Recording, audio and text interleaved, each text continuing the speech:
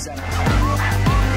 Dugout Mugs, incredible company, pre-revenue 5 years ago, on track to do $17 million this year, possibly upwards of 30 next year. That's the goal. Explosive success. What is Dugout Mugs? Yeah, it's just hollowed out baseball bat barrels turned into amazing mugs and logoed with MLB logos and custom logos, really anything you want. Let's talk about board of advisors for a minute. Yeah. How the whole Dugout Mugs concept was really birthed. Yep. Because I know that kind of happened during an event. I had a handful of things going on. I think I had a boot company. I had a really unique network, and I had a couple businesses that I had a little bit of interest in that were already licensed with Major League Baseball players and things like that. My consulting company, I mean, everything was doing okay.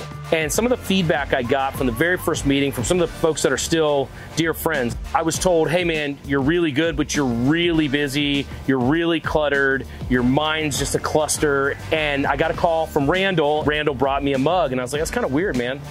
And he's like, do me a favor, just carry it around with you. Just carry it around, see what you think, get feedback from people, you know. But I met him on the break at a bar at the second ever BA meeting. Randall and I decided to do the deal. And then I called RJ, and it wasn't about the vision. And I think this is really cool. It's about the people, right? You invest in people as much as you invest in the deal. When I called him, he's like, what do you need? And I said, well, I need $250,000. And it was like a Monday, and I needed it by Thursday to get the order in time. And he's like, who's running the deal? I said, I'm running the deal. He's like, okay, I'll send the money. I think that speaks volumes, but it's built out of relationships. The transparency and the safe space allowed me to talk about exactly where I am, exactly where I'm not, and exactly what I need. It shortens the due diligence curve. And places like BA, you know, cultivate those kinds of things. Randall Thompson, thank you for being here with me. Of course.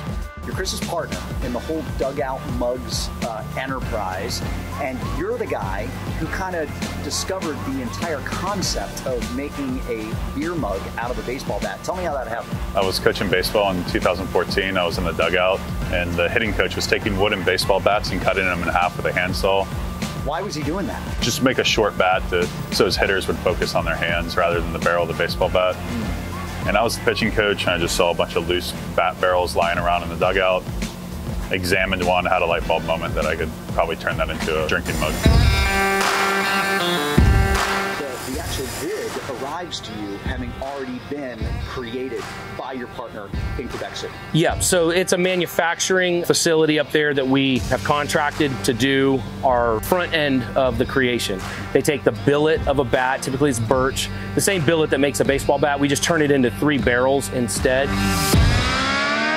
One of the things that you're really proud of is your culture. What do you think makes your culture so exceptional?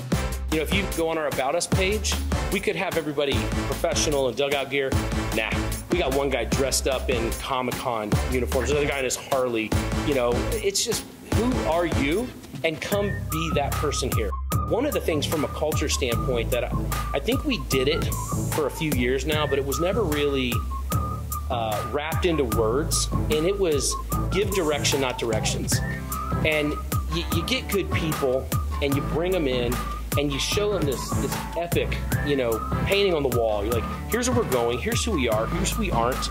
Do we all understand this? Okay, go. Mr. Kris Denhert, here's to you and the empire of Dugout Mugs. Thanks, sir. Cheers. Cheers. So what's next? Keep swinging for the fence.